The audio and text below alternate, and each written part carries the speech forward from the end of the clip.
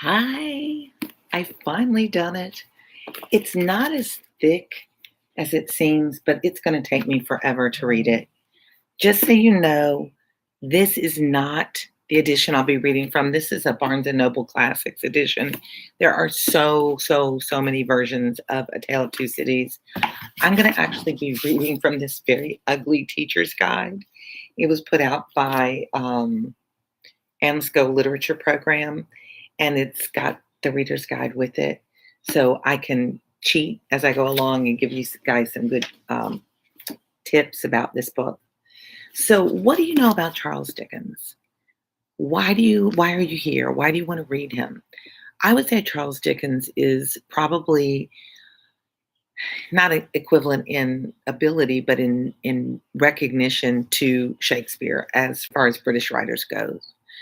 I think everybody at some point, maybe this new generation has read something of Dickens, or you're required to read something of Dickens in school. A Christmas Carol you might have been in an elementary school for the Christmas play, the Muppets Christmas Carol, if you even know what that is. But there's a real take on the Christmas Carol story. There was recently a movie about Charles Dickens that was released and gave it a lot of insight into how A Christmas Carol was written. A Tale of Two Cities, Nicholas Nickleby. I'm just drawing a blank on all the great works, so you guys know them. But this is by far one of my favorite stories, and I like the way this book organizes it. I'm going to try and really teach more with this book instead of it just being an audiobook, so it'll be a little bit different. I will be pulling vocabulary from this book. And if you follow me on Discord, I'll be posting it in the Charles Dickens section, in the Tale of Two Cities section. So this story is a book on paradox. Hi, Yasmini. It's paradox. It's a paradox are two contradicting things that coexist. So you'll see that there will be this constant sense of parallels that are going on. It's so sunny here, but it's the afternoon sun is coming down. Camille, gloomy in the UK. No, it's just 6 o'clock here, and I've been fine, thank you. So I'm going to have units in this. I'm going to try and do it more like a teaching section, and the different units that we'll be covering in this are going to include, or themes, I guess you might say, putting the jigsaw pieces together. Dickens really wove all these different components together in his writing, the characters and their motivations. Fatima, so good to see you. The characters and their motivations. As a former, I don't know what's going on with my voice. As a former theater major, I love to know what drove the characters, and so we get into that. The social and historical setting. The hardest part of getting into this book is getting into this book because it really bogs down in the beginning in the Dover Road, but you'll see why later. Reading in depth, so going into I just don't know what's happening with my voice. Oh, it's okay, Yasmini. Oh, Camille, I'm so glad. I love to teach, and I miss teaching because I'm not a teacher anymore. So that's going to be your literary devices, reading in depth, and we're talking about parallels and paradoxes and things like that, and words in their context. And so I'll be throwing out vocabulary words to you, different things like that. So let's start. All we're going to do on this session is read chapter 1. Now, I will tell you, this has become one of my favorite books in literature. I love Cindy Carton, the character. I love the valor. I love the characterization.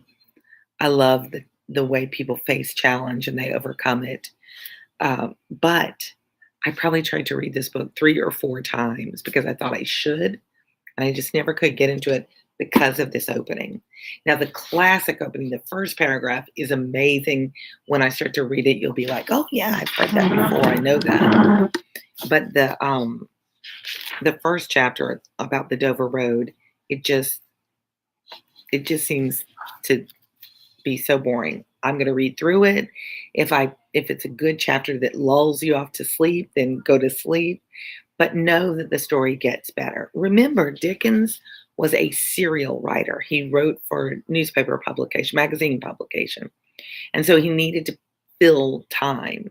And you'll see that sometimes in games that you play, on videos, things like that. Don't throw out the whole book because there's boring parts. Just skip them, get on the settings and maybe go double speed, get through it.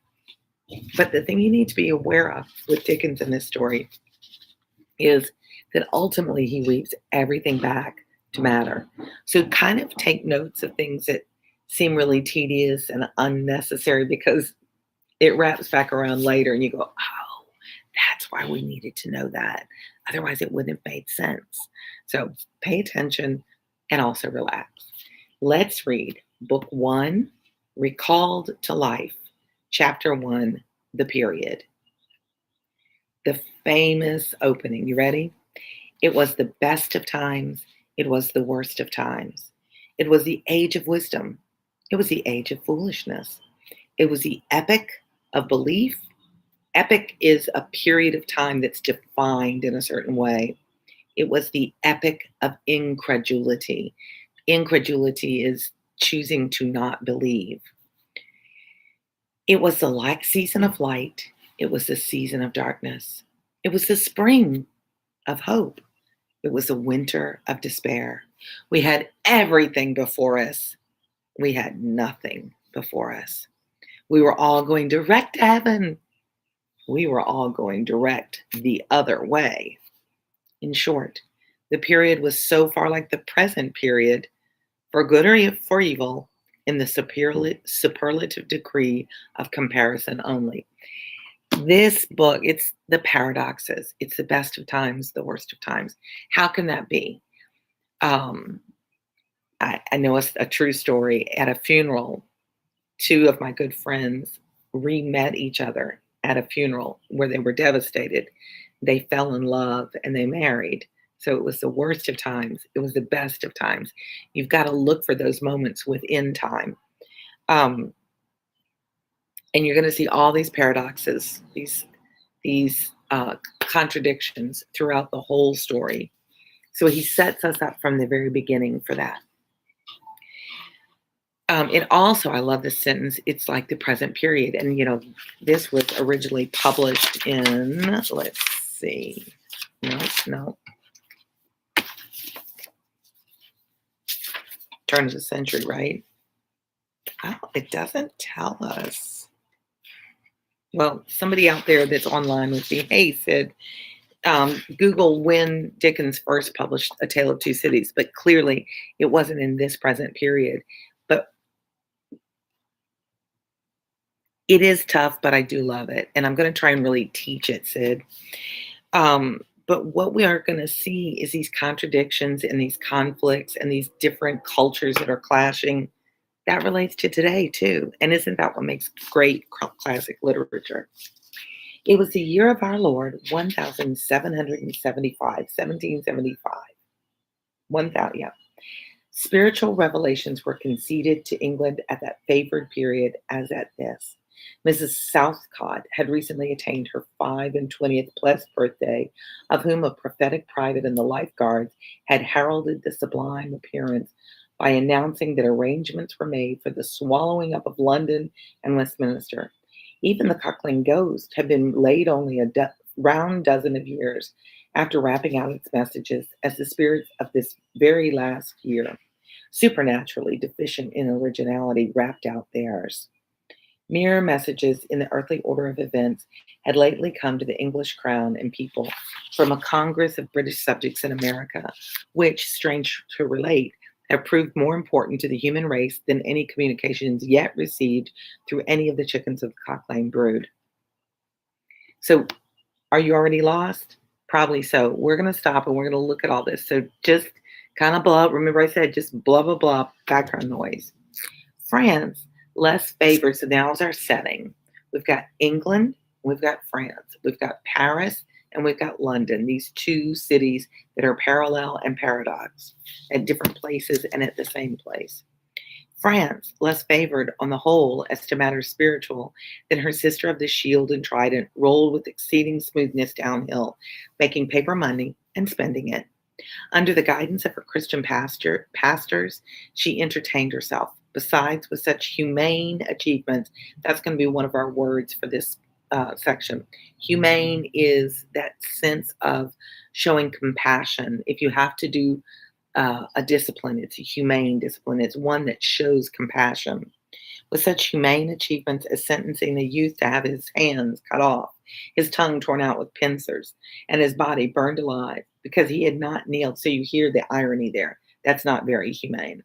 Because he had not kneeled down in the rain to do honor to a dirty procession of monks which passed him within his view, at a distance of some 50 or 60 yards. It is likely enough that rooted in the woods of France and Norway there were growing trees, when that sufferer was put to death, already marked by the woodman, fate to come down and be sawn into boards to make a certain movable framework with a sack and a knife in it, terrible in history. It is likely enough that in the rough outhouses of some tillers of the heavy lands adjacent to Paris, there were sheltered from the weather that very day rude carts besmattered with rustic mire. He's making social commentary in the time. He's making allusions and references to things in the news that, unless we really are great historians, are not meaningful to us. But that woodman and that farmer, though they worked unceasingly, worked silently, and no one heard them as they went about with muffled tread. The rather, for as much to entertain any suspicion that they were awake, was to be atheistical and traitorous. Atheist. I couldn't get that word out. Sorry. In England, there was scarcely an amount of order and protection to justify such national boasting. Daring burglaries by armed men and highway robberies took place in the capital itself every night. Now that's going to be important. The environment of he's getting the setting for us. Families were publicly cautioned not to go out of town without removing their furniture to upholsterers' warehouses for security. The highwayman in the dark was a city tradesman in the light. So the robber at nighttime is somebody that you go and buy your goods from. 1859, Camille, thank you so much for that. Yorda, hello. I love it when you guys do the research for us and put it up there. This is set in 17. I mean, he's saying the story is set in 1775, but the book was published in 1859. So a lot of context there. I appreciate that.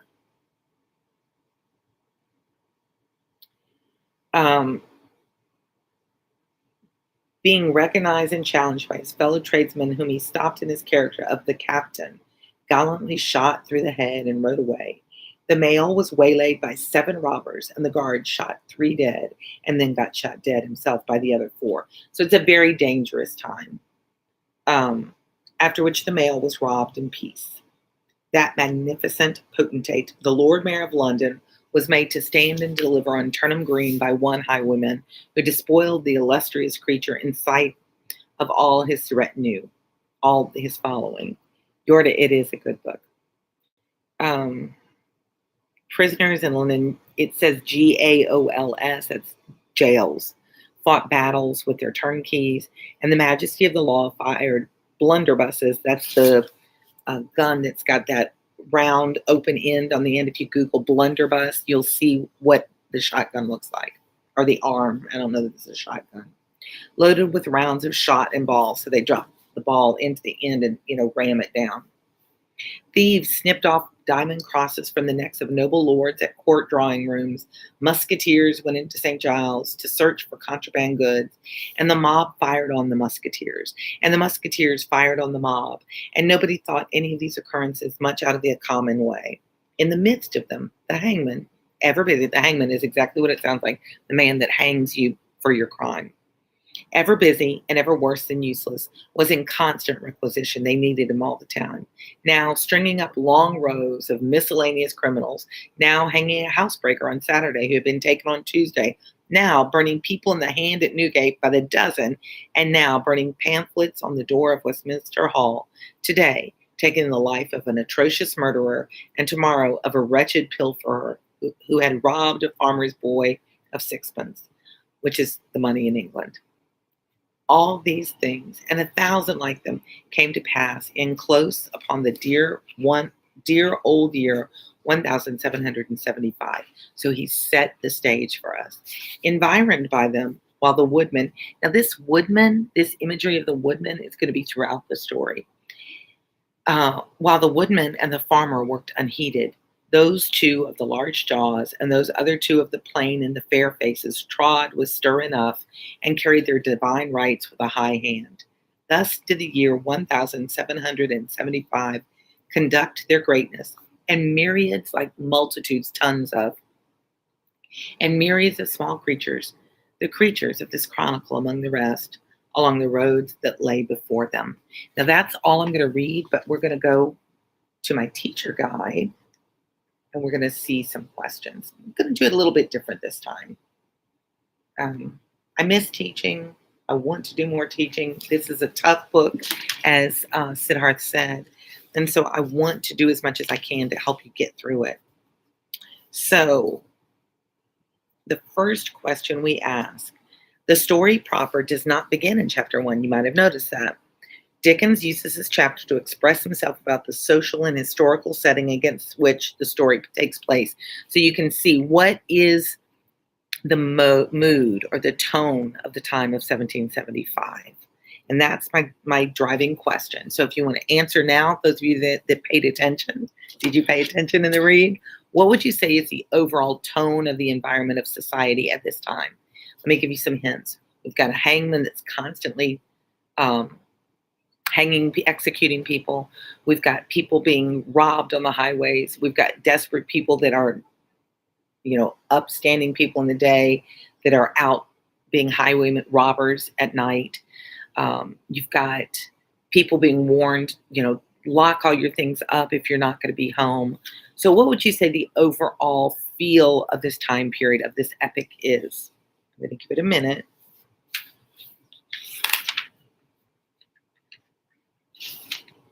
Anybody guess? Anybody?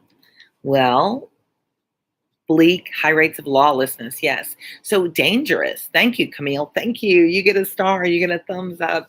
It was a dangerous time. So it's the best of times, the worst of times, but he's now created for us this sense of danger, which really is foreshadowing and sets the tone for what to expect for the rest of the book. Then we're going to go back. I'm going to give you some multiple choice questions about words. We used the epic in the beginning. It was the epic of belief.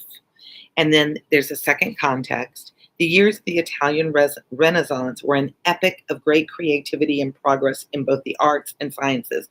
Now, if you guys were paying attention, I fed you the meaning of the word. So you have 4 choices: period of time, opposite, failure, good example. What would you say epic is? What answer to that? An epic? Is it period of time, opposite, failure, or good example? If you want to play along when you see this later, you can answer it in the comments below. I'm going to come back and give you the answers when we're done. Hey, Fareed.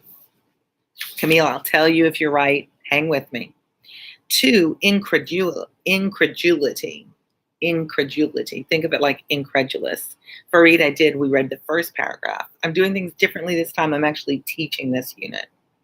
So incredulity. I don't want to keep saying it. So in context in the story, it was the epic of incredulity. And contextually also a hint, the theories of Columbus were looked on by many with incredulity, but he was finally proved right. Is it A, confidence, B, unusual happenings, C, disbelief, D, previous inexperience? Now, if you are not sure, think about what the word it relates to: incredulity, incredulous. What, break it down. Anytime you're in, if you think of the root credibility, in is the opposite. It's not credible. So how do you break down a word to know the meaning if you don't recognize it? You look at context clues and you break down the smaller meanings. So your choices are confidence, unusual happenings, disbelief, previous inexperience. And the last one, no, it's not the last one. There's Three more. Humane. She entertained herself besides with such humane achievements as sentencing a youth to have his hands cut off, his tongue torn out with pincers, and his body burned alive. Nursing is a humane profession dedicated to attending the care and comfort of people in need of such attention. So is humane merciful, technical, common, well paid? Merciful, technical, common, well paid. Camille, thank you for being brave enough to put the answer out there without me giving the answer, but I'm going to give you the answer to all of them. All right, rustic. I think it's a word most of you know. There were sheltered from the weather that very day rude carts besmattered with rustic mire. The second context, many of the Dutch artists preferred to paint country landscapes with rustic cottages and majestic windmills.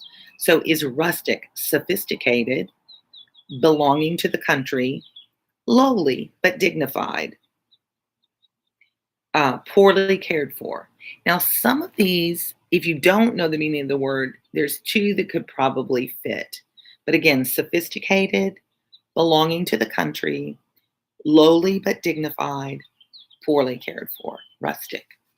And our last one, myriads. And I did make a mention of this when I read. Thus did the year 1775 conduct their greatnesses, and myriads of small creatures, the creatures of this chronicle among the rest, along the roads that lay before them. Myriads of black flies buzzed around us as we trudged through the wet woods.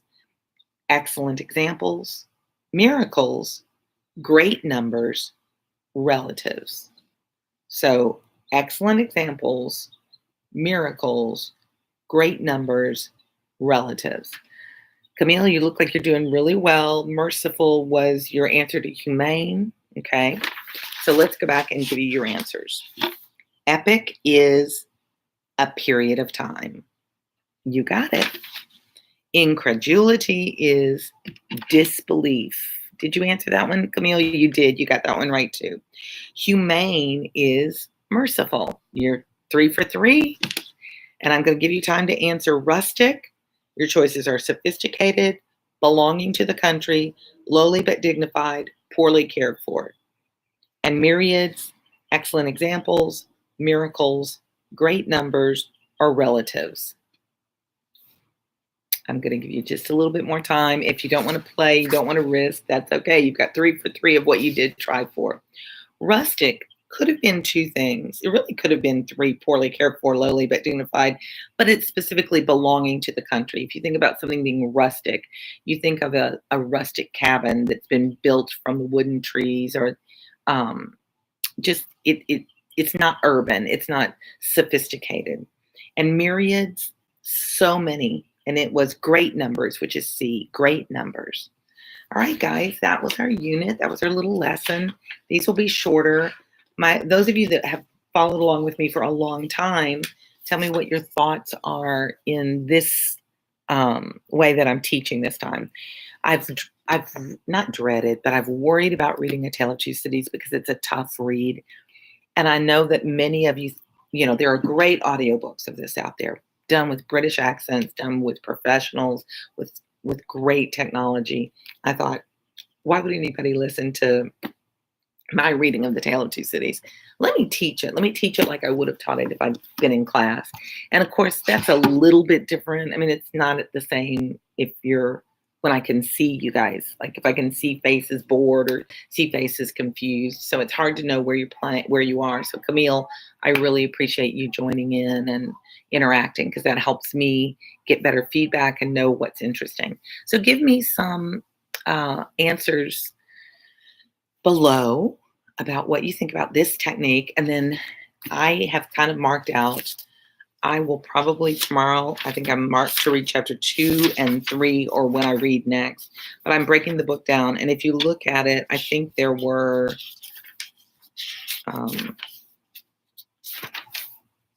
24, 30, 45 total chapters. So, and some of the chapters I can do in a group, and some I'll do one at a time. So probably 30 to 35 readings episodes, which, knowing me, will take me through Christmas. I will try to get on more faithfully. But I have to have makeup on. I just put my hair up. Like today was not, it was Sunday and I didn't go anywhere. So I put makeup on just for y'all. So sometimes I just don't want to get on because I'm tired or I'm bored or I'm distracted or I'm doing something with my family. So let me know how your Sunday's going. Subscribe. I lost subscribers. So now we're back to um, a lower number of viewers. I don't know. There it is. Right now we stand at 11,995. So I still need 5 more to break 12,000. So if you haven't subscribed, do it. And if you have, get a friend and call them and say, hey, do me a favor, start watching this crazy lady, Best Tutor Friend. She's going to make you want to read books. And there's so many out there that you can choose from. Sid, if you're still there, and I don't know that you are, go ahead and drop the Discord link because I'm going to keep pushing Discord all the way. I don't see you there anymore. I'm going to keep pushing Discord because I'm going to be putting the pictures of the questions into Discord. So if you want to do this as a study along with me, if you want to fill out, think about the questions as they get deeper and you want to interact with us in discussion, then we'll do that in Discord. We'll follow up in Discord where we can get some feedback and some exchange. All right. Well, that is 26 minutes. I try to stay in that 30-minute range. I hope you guys have a great evening. I'm excited about A Tale of Two Cities. I hope you are too. And I will read to you next time. See ya. I'm going to read your comment before I hang up and before I disconnect, Camille. I think this is an insightful way of going through a novel. It would also be interesting to see a different perspective. Oh, that's interesting too. Yeah, because I'm very American. I'm from the deep South. So, Jaden, you just finished 1,000 Splendid Suns. Still one of my favorites. Yosfini, thanks for reading. I'm glad you stayed with me the whole time. Thanks. Love it. Love you guys so much. You mean the world to me when times are tough. I know I've got my friends out here that love to read along with me.